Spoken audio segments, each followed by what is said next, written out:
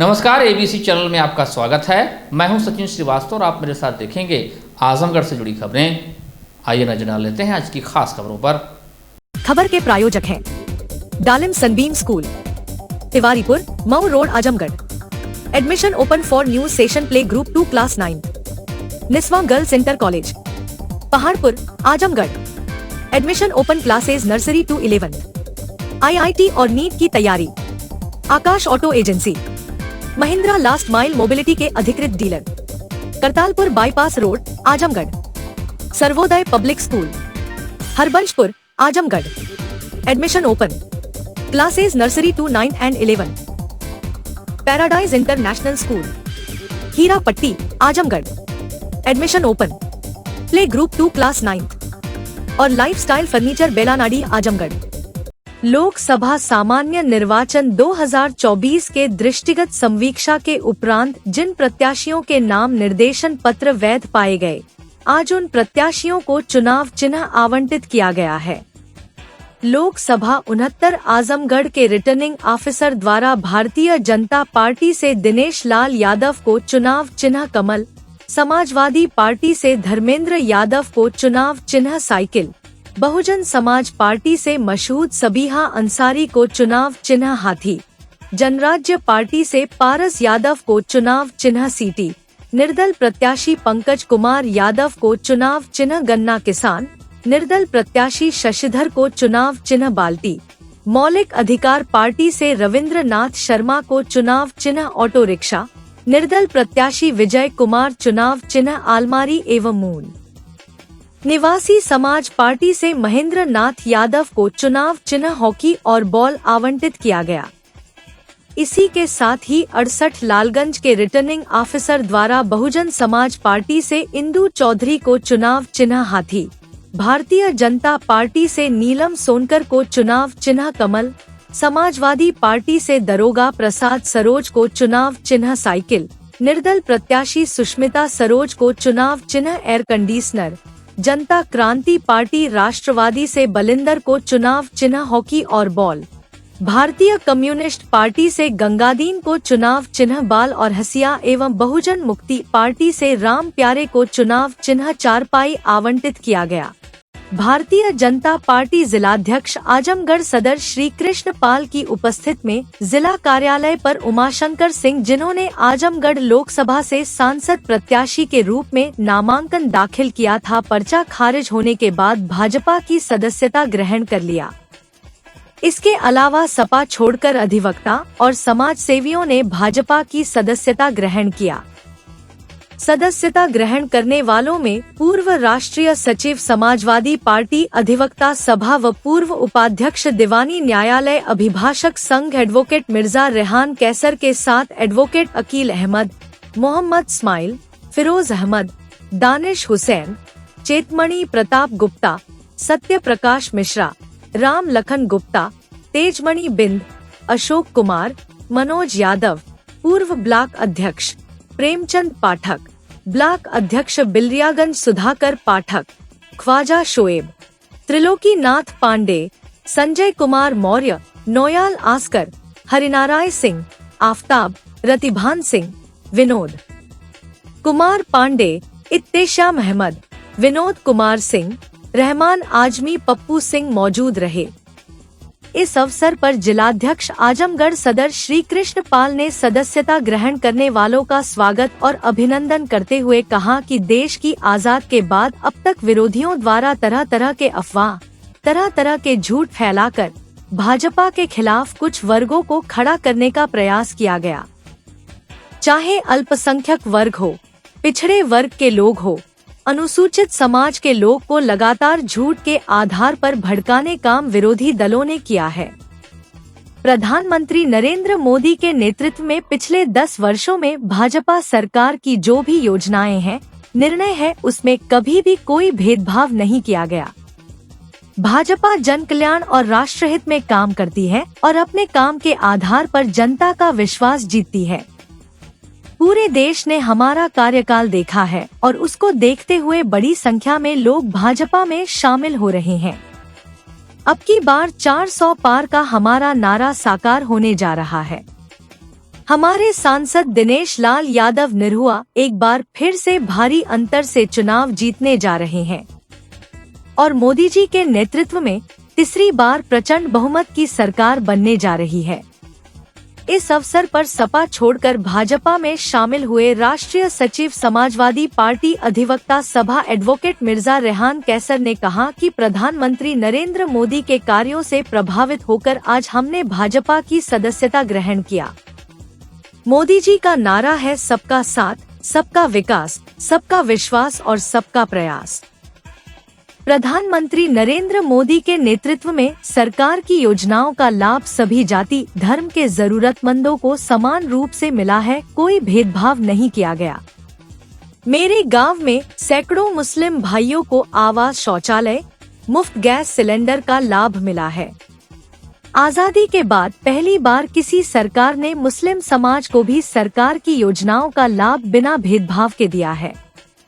आजादी के बाद से मुस्लिम समाज का इस्तेमाल किया गया और दूध में पड़ी मक्खी की तरह निकालकर फेंक दिया गया। लेकिन प्रधानमंत्री नरेंद्र मोदी और मुख्यमंत्री योगी आदित्यनाथ के नेतृत्व में मुसलमानों को भी उनका अधिकार बिना भेदभाव के मिल रहा है। इस अवसर पर जिला प्रभारी अशोक सिंह, पूर्व सांसद संतोष सिंह, माहेश्वरी कांत पांडे, तीजा राम, ब्रजेश यादव, हवलदार सिंह, बलराज सिंह, विवेक निषाद, आनंद सिंह, अभिनव श्रीवास्तव, पंकज सिंह, हर्ष श्रीवास्तव, आयुष गुप्ता, प्रमोद राय, अनिल पाल, आनंद गुप्ता मौजूद रहे। बुधवार को IMA आजमगढ़ के वर्ष 2024-26 के नए पदाधिकारियों का शपथ ग्रहण समारोह रैदोपुर स्थित एक होटल में संपन्न हुआ।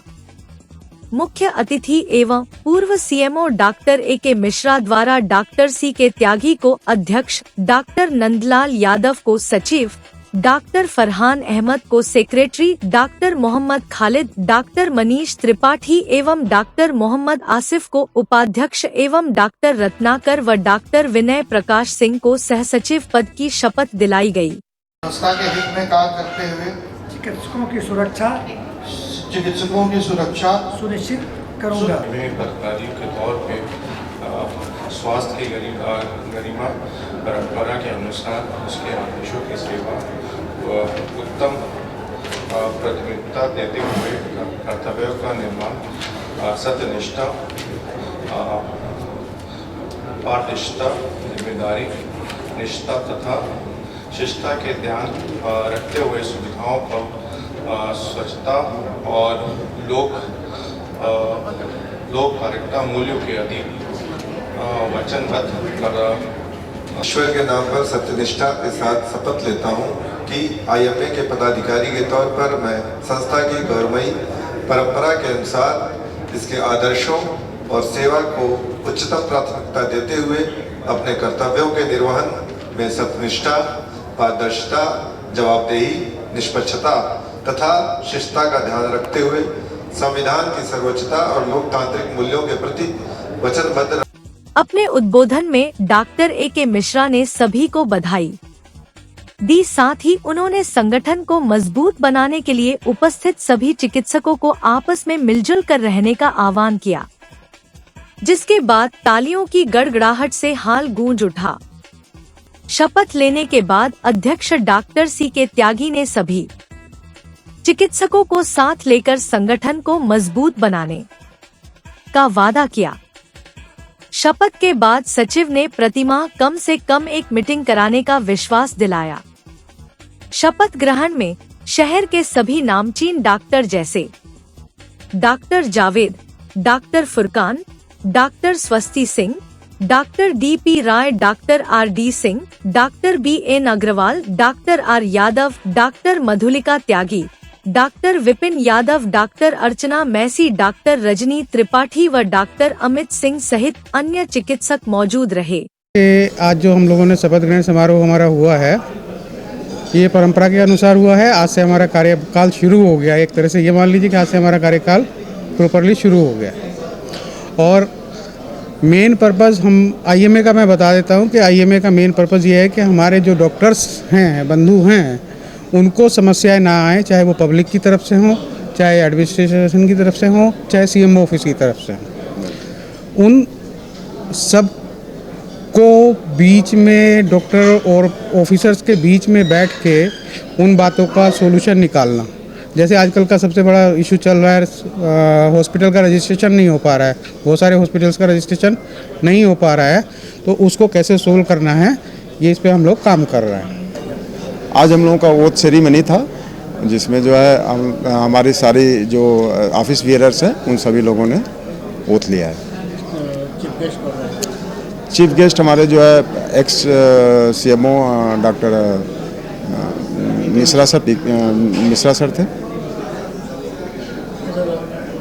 शपथ ग्रहण ये हमारी परंपरा रही है, हमेशा ही होता है। आईएमए की जब न्यू टीम बनती है तो इंस्टॉलेशन सेरेमनी होती है, शपथ ग्रहण उसी क्रम में जो है इस बार भी आयोजित की गई थी। आईएमए आगे और क्या करेगा?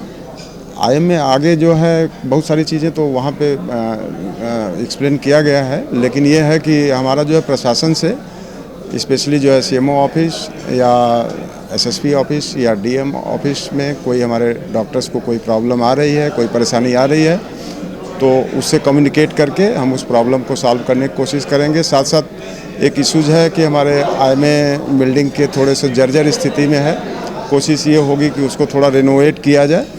और कुछ हमारे फाइनेंशियल इश्यूज भी हैं, जो हमारी आईएमए जो है फाइनेंशियली अभी बहुत कमज़ोर चल रही है, जिसको हम स्ट्रॉन्ग करने की कोशिश करेंगे। सामुदायिक स्वास्थ्य केंद्र अत्रौलिया में प्रेरणा कैंटीन चलाने वाली महिला ने मुख्य चिकित्सा अधिकारी को प्रार्थना पत्र देकर अस्पताल कर्मचारी पर रिश्वत लेने का आरोप लगाया है। वहीं अस्पताल कर्मचारी ने आरोप को निराधार बताया।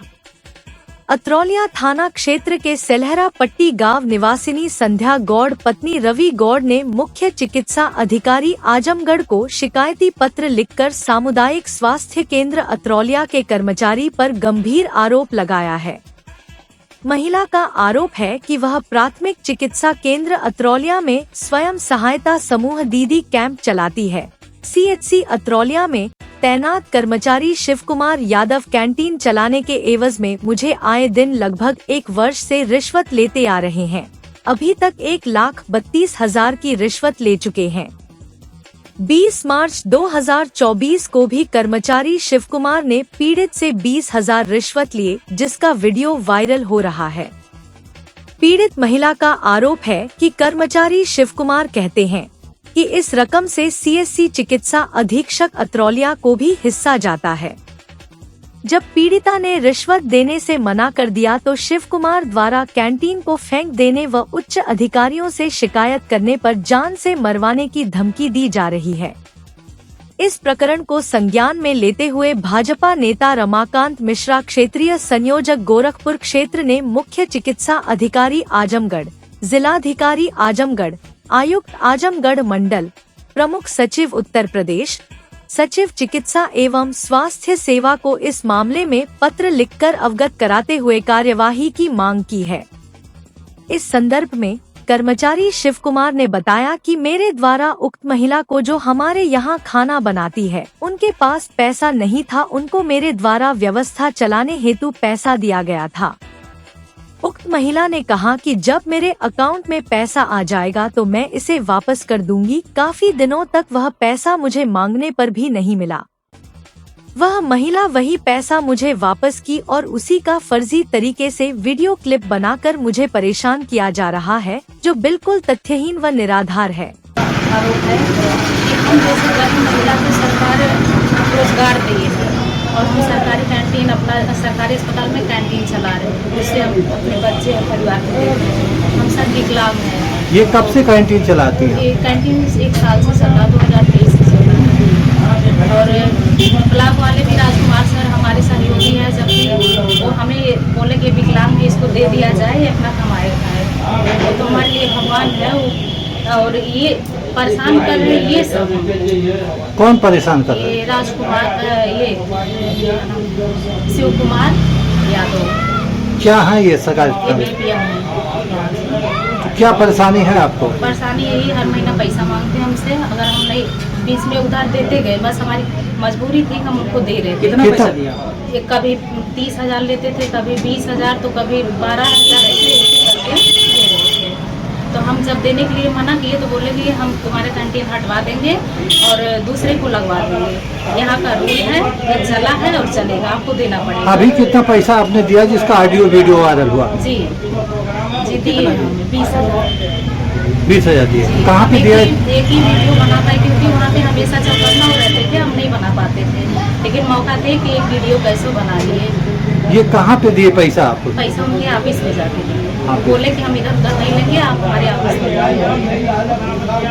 यही चाहते हैं सर कि जो हमारे साथ हुआ है और जो दोषी है वो सजा मिले। ये करना है कि वो हमारा दिया हुआ पैसा था और हमने जो हमारे यहाँ खाना बनाती हैं उनके पास पैसे नहीं थे और बीच में पैसे हमारे उस अकाउंट में भी नहीं थे जो जहाँ से पैसा उनका निकाल के दिया जाता है। तो उन्होंने कहा कि हमको पैसे आप कुछ दे दीजिए जिससे कि हम अपनी व्यवस्था चला सकें। तो हमारे द्वारा वो पैसा दिया गया था और वो पैसा हमने उनसे, जब उनके खाते में पैसा गया, उनके द्वारा एक चीज़ ये कही गई थी कि सर पैसा यहीं से आप ही भिजवाते हैं और जब पैसा जाएगा हमारे खाते में तो अब मैं आपको पैसा ले आकर के वापस दे दूँगी। तो वो पैसा मेरे कहने के बावजूद भी उन्होंने काफ़ी दिनों तक लटकाए रखा। उसके बाद एक दिन हमने कुछ उसमें आकर के उनको थोड़ा सा बोला जब, तो वो गुस्से में आकर के हमारा पैसा लेकर के आई और हमारे ऑफिस में आई और वहाँ पर पैसा वो दे करके उन्होंने हमें फर्जी तरीके से फंसाने के लिए उन्होंने अपना वीडियो हमारा बना लिया और उसके बाद उसको उन्होंने वायरल किया जो कि तथ्यविहीन है बिल्कुल। और जो भी पैसा मेरे द्वारा दिया गया था मैंने वही पैसा लिया है, जबकि वीडियो में आपने देखा होगा कि कोई इस तरीके की कोई भी किसी सब्जेक्ट पे बात नहीं है, केवल लेन देन की बात है कि मतलब हमारा जो है वो दे दीजिए आप। जैसे वीडियो में कई बार पैसे की गिनने की बात कही जा रही है, तो उनके द्वारा ये कहा गया कि मतलब आप गिन लीजिए, कहीं आप फिर बाद में हमें ना कहें कि मतलब ये नोटें आपकी कम है। महिला ने और भी आरोप लगाए हैं आप पे कि ये पैसे मेरे थे, मुझे खाना बनाने के नाम पे मुझसे पैसे मांगे गए। ऐसा बिल्कुल ये आधार विहीन है, ये पूरी तरीके से निरर्थक है। जो भी कहा जा रहा है वो बनी बनाई बातें हैं, उसमें कोई भी तथ्य छुपा नहीं। कहते हैं कि लोकतांत्रिक प्रक्रिया में हर एक वोट का महत्व होता है। मतदान जनता की शक्ति होती है। इसके बदौलत वे लोग अपने मनपसंद जनप्रतिनिधि का चुनाव करते हैं। ऐसे में मतदान व्यवहार प्रत्येक देश की राजनीति में महत्वपूर्ण भूमिका निभाता है। मतदाताओं का मतदान व्यवहार किसी देश की राजनीतिक दशा व दिशा तय करता है। हालांकि यह दुर्भाग्यपूर्ण है कि आज भी गरीब तबके के तमाम लोग अपने वोट का महत्व नहीं जानते, जबकि गरीबी और गरीब शुरुआत से ही पार्टियों के चुनावी मुद्दे रहे हैं। गुरुवार को जब एबीसी संवाददाता प्रदीप यादव ने गरीबों से वोट के महत्व के बाबत जानना चाहा तो उन्होंने कहा कि वोट का महत्व तो नहीं जानते लेकिन वोट करते हैं। इस बार भी गरीब और गरीबी लोकसभा चुनाव 2024 में फिर से मुद्दा बना है। भाजपा, कांग्रेस, सपा, बसपा और तृणमूल जैसी पार्टियां सबकी निगाहें इस वर्ग पर टिकी हैं। देश के सबसे बड़े वोट बैंक गरीबों को साधने के लिए सभी दल जतन कर रहे हैं और आलम यह है कि जिनके लिए घमासान मचा हुआ है वही बेख पर है। नहीं। अच्छा, मतदान किन मुद्दों के आधार पर आप मतदान करते हैं? वोट क्यों देते हैं? वोट देते हैं काम अच्छा होए, महंगाई जाए, सस्ताई आए। और मतदान करने जाते हो तो क्या सोचते हैं कि जिसका बटन दबाना, क्या करना है, कैसे आप वोट देते हैं? जिसका बाजार रहता है उसी को दे देते हैं वोट। बाजार में जिसका नाम कौन कहता रहता है? जी। तो आप लोग वोट दे के चले आते हैं? जी। ये नहीं सोचते कौन अच्छा काम करता है, कौन खराब काम करता है? काम तो जो मार्केट में कर रहा हो तो दिख ही रहा है सबको, उसी को देंगे। एक वोट के बारे में नहीं मालूम ये वोट क्या होता है? नहीं। वोट का क्या महत्व है इस बारे में जानते हैं? यहाँ महत्व है वही कि बाजार वाला धंधा वाला हम लोग हैं, वोट देना ही पड़ता है। तो क्या सोच कर वोट देते हैं?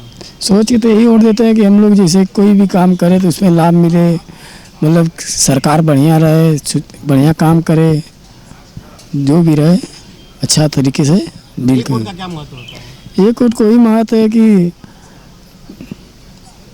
एक वोट का मतलब कि कोई ना कोई पब्लिक जिद वही करेगा। एक वोट न देने से हार भी होती है। हाँ, हार भी होती है तो इसीलिए एक वोट का महत्व। 25 तारीख को मतदान करने जाएंगे? जरूर क्या करेंगे आप? देंगे, वोट देंगे। पहले मतदान करेंगे, फिर उसके बाद कुछ काम करेंगे। यही सोच कर जाते हैं कि मतदान सही आदमी को दिया जाए, लेकिन सही सोच कर दिया जाता है, उसमें गड़बड़ी आ जाती है। वो लोग अपना मनमानी करने लगते हैं। एक वोट का क्या महत्व होता है? एक वोट का बहुत महत्व है। एक वोट से आदमी का जीत हार होता है। आप क्या सोचते हैं, क्या सरकार बननी चाहिए? सरकार तो बननी चाहिए अच्छा वाला, देखिए क्या होता है। हाँ, गरीबों की भलाई कर सके, जो सबको देख सके। यही सोच के मतदान करने आते हैं? हाँ। 25 तारीख मतदान करेंगे? हाँ, करेंगे। 25 तारीख को मतदान होना ही है, फैसला हो ही जाएगा। वोट देने जाते हैं? हाँ। क्या सोच कर वोट देने जाते हैं आप लोग? कोई भी नेता हो, काम चाहिए और का। और क्या सोचते हैं? गरीबों के बारे में सोचे और क्या सोच देते हैं? वोट है बस खाली जाकर वोट देकर चले जाते हैं? कुछ सोचते होंगे ना कि ऐसा नेता हो, ऐसा नेता हो। कौनो नेता हम लोग के काम चाहिए बस और का। बस काम के नाम पे वोट देने जाते हैं। एक वोट का क्या महत्व है? एक वोट ना देने से कुछ होता कि नहीं होता? एक वोट से हार जीता और का। तो 25 तारीख मतदान करने जाएंगे? जाएंगे, लिस्ट में नाम होगा तो जाएंगे। क्या सोच कर मतदान करते हैं? हर काम मिले। कोई भी नेता हो, काम करे, अच्छा काम करिए। अच्छा काम। सरकार कैसी चाहते हैं आप? कैसी सरकार बने? अच्छी सरकार बने? अच्छी सरकार बने, जो भी हो अच्छा काम करे बस। लोकसभा सामान्य निर्वाचन 2024 को निष्पक्ष, शांतिपूर्ण एवं सकुशल संपन्न कराने के दृष्टिगत भारत निर्वाचन आयोग के निर्देश के क्रम में सामान्य प्रेक्षक डॉक्टर पी शंकर, सामान्य प्रेक्षक विजय चंद्रकांत राठौर, पुलिस प्रेक्षक लक्ष्मण निम्वर्गी, व्यय प्रेक्षक दिनेश मीना, चेतन टी नेडुमारन एवं योगेश चिट्टे द्वारा बुधवार को कलेक्ट्रेट सभागार में जिलाधिकारी विशाल भारद्वाज, पुलिस अधीक्षक अनुराग आर्य एवं पुलिस विभाग के अधिकारियों की उपस्थिति में जनपद के कानून व्यवस्था की समीक्षा की गई। अपर पुलिस अधीक्षक ग्रामीण चिराग जैन ने प्रेक्षक गण को जनपद की भौगोलिक स्थिति से अवगत कराते हुए बताया कि जनपद में महिला थाना सहित कुल 26 थाने और 6 सर्किल हैं, जिसको डिप्टी एसपी रैंक के अधिकारी द्वारा देखा जाता है। उन्होंने बताया कि शहर, ग्रामीण तथा ट्रैफिक सहित कुल 3 अपर पुलिस अधीक्षक हैं। उन्होंने बताया कि जनपद संवेदनशील है। पिछले 5 साल से कानून व्यवस्था एवं धार्मिक हिंसा की कोई बड़ी घटना नहीं घटित हुई है। उन्होंने बताया कि कल 15,488 असलहे का लाइसेंस जारी किया गया है, जिसमें से 9,686 जमा कर दिए गए हैं तथा 5,802 अभी लंबित है। उन्होंने बताया कि लगभग 8 लाख की 2,905 लीटर शराब सीज की गई तथा 43 लाख की नकदी पकड़ी गई है। उन्होंने बताया कि 42 लाख रुपए की 170 किलोग्राम ड्रग्स तथा सीआरपीसी में 1 लाख से अधिक लोगों को तथा सीआरपीसी की अन्य धारा में 55,000 लोगों को पाबंद किया गया है। उन्होंने बताया कि आदर्श आचार संहिता के उल्लंघन में 3 लोगों के विरुद्ध एफआईआर एनसीआर दर्ज किया गया है तथा कुल एफएसटी 90 व एसएसटी की 90 टीमें सक्रिय है। उन्होंने बताया कि बूथ ड्यूटी एवं कानून व्यवस्था की ड्यूटी का पुलिस फोर्स डिप्लॉयमेंट प्लान तैयार कर लिया गया है। उन्होंने बताया कि 5 कंपनी सीआरपीएफ जनपद में आ गई है तथा सभी 25 थाने के अंतर्गत वनरेबल गांवों को कवर्ड कर 158 स्थानों पर फ्लैग मार्च किया गया है। उन्होंने बताया कि अपर पुलिस अधीक्षक, सीओ, एसएचओ द्वारा महीने में 3 बार चेकिंग किया जाता है तथा एसआई प्रत्येक रात में चेकिंग करते हैं। उन्होंने बताया कि 90 एफएसटी टीम 16 मार्च 2024 तथा 90 एसएसटी टीमें 29 अप्रैल 2024 से चेकिंग अभियान चला रही है। उन्होंने बताया कि चुनाव प्रक्रिया के दौरान किसी भी प्रकार की शिकायत हेतु चुनाव पुलिस मित्र हेल्पलाइन नंबर भी जारी किया गया है। उन्होंने बताया कि 305 वनरेबल गांवों की मैपिंग की गई है, जिसमें 771 समस्या उत्पन्न करने वालों को चिन्हित किया गया है। उन्होंने बताया कि सेक्टर पुलिस ऑफिसर, SHO तथा CO द्वारा संबंधित गांवों का भ्रमण किया जा रहा है तथा आवश्यक धाराओं में पाबंद किया गया है। प्रत्येक दिन 5 फरवरी से SHO द्वारा 2 गांव का भ्रमण किया जाता है तथा अब तक 3106 ग्राम कवर्ड हो चुके हैं। उन्होंने बताया कि पुलिस कर्मियों के मतदान एवं मतगणना केंद्रों पर जाने का ट्रैफिक प्लान भी चुनाव कर्मियों के साथ प्रदान की जा रही है। बैठक के दौरान प्रेक्षकगण ने कहा कि जनपद के बॉर्डर एरिया पॉइंट एवं एक्सपेंडिचर की दृष्टि से संबंधित क्षेत्र में FST-SST की टीमें सक्रिय रहेंगी तथा लगातार भ्रमणशील रहेंगी। कहीं भी आदर्श आचार संहिता का उल्लंघन न हो तथा सी विजिल ऐप पर आने वाली शिकायतों का तत्काल निस्तारण किया जाए।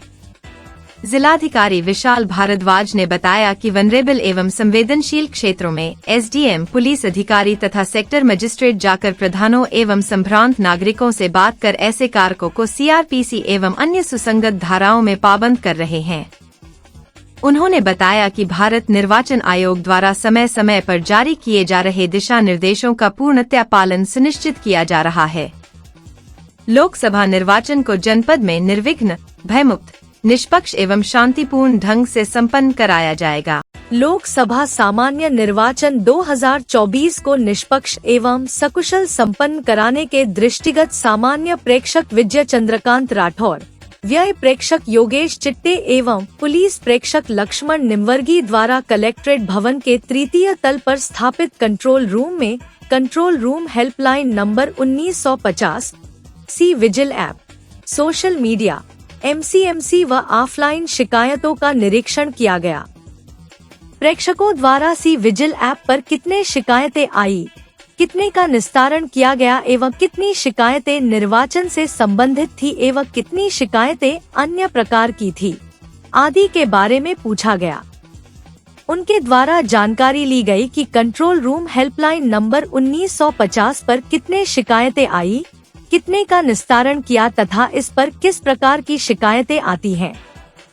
व्यय प्रेक्षकों द्वारा यह भी जानकारी ली गई कि FST एवं SST की मॉनिटरिंग किस प्रकार की जाती है एवं किस प्रकार लोकेशन की जांच करते हैं। Social media Facebook, WhatsApp, Instagram आदि की किस प्रकार मॉनिटरिंग की जाती है तथा इस पर आने वाली शिकायतों का निस्तारण किस प्रकार किया जाता है, इसके बारे में जानकारी प्राप्त किया। मीडिया सर्टिफिकेशन एवं मॉनिटरिंग कमेटी एवं मीडिया सेंटर के अंतर्गत प्रतिदिन मीडिया सेंटर में काटे जा रहे समाचार पत्रों की कटिंग का भी अवलोकन किया। प्रेक्षकों द्वारा निर्देशित किया गया कि टीवी पर न्यूज चैनल को आधे 1 घंटे में बदल कर अवलोकन करते हुए पेड न्यूज पर ध्यान देते रहे। यदि किसी प्रत्याशी का प्रचार टीवी अथवा समाचार पत्र में दिखाई दे तो उसको रजिस्टर में दर्ज करते हुए उसकी सूचना नोडल अधिकारी को उपलब्ध कराएं। इस अवसर पर अपर पुलिस अधीक्षक ग्रामीण चिराग जैन, कंट्रोल रूम प्रभारी प्रियंका, अतिरिक्त magistrate DIO NIC Chandan Yadav, सहायक नोडल अधिकारी MCMC अशोक कुमार एवं संबंधित अधिकारी उपस्थित रहे। निस्वा गर्ल्स कॉलेज पहाड़पुर आजमगढ़ के सबसे पुराने कॉलेजेस में से एक है, जो 1938 से विज्ञान, वाणिज्य, कला के क्षेत्र में उत्कृष्ट शिक्षा प्रदान कर रहा है। इसने कक्षा 9वीं से 12वीं तक IIT और नीट की तैयारी के लिए ग्रेविटी इंस्टीट्यूट लखनऊ के साथ इंटीग्रेटेड कक्षाएं भी शुरू की हैं। कक्षा नर्सरी से 11वीं तक प्रवेश खुला है।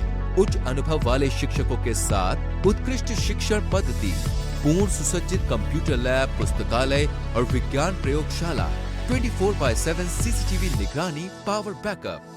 न्यू एडमिशंस के लिए फॉर्म और प्रोस्पेक्टस अवेलेबल है, तो जल्दी करें। Sarvodaya public school near RTO office Harbanspur Azamgarh, affiliated to CBSE, admissions open from classes nursery to 9 and 11, जहां है highly experienced faculty, advanced labs, magnificent library, huge playground with lush green campus, separate ground for pre-nursery, separate classes available for girls and boys. We also organize sports, music, smart classes and many more facility available. Lifestyle furniture, Belnadi, Azamgarh. सभी प्रकार के furniture एवं electronic सामानों की भरपूर range उपलब्ध। हमारे यहाँ EMI की सुविधा 0% ब्याज पर उपलब्ध। इलेक्ट्रॉनिक सामानों में LED TV, refrigerator, washing machine, air conditioner, air cooler, deep freezer, water cooler, mixer juicer, iron, fan, induction, battery, inverter, electric geyser, gas geyser, आटा चक्की इत्यादि। फर्नीचर के सामानों में बेड, गद्दा, सिंगारदान, अलमीरा, sofa, table, chair, rack, stool, संदीली, सीढ़ी, डाइनिंग टेबल, झूला आदि।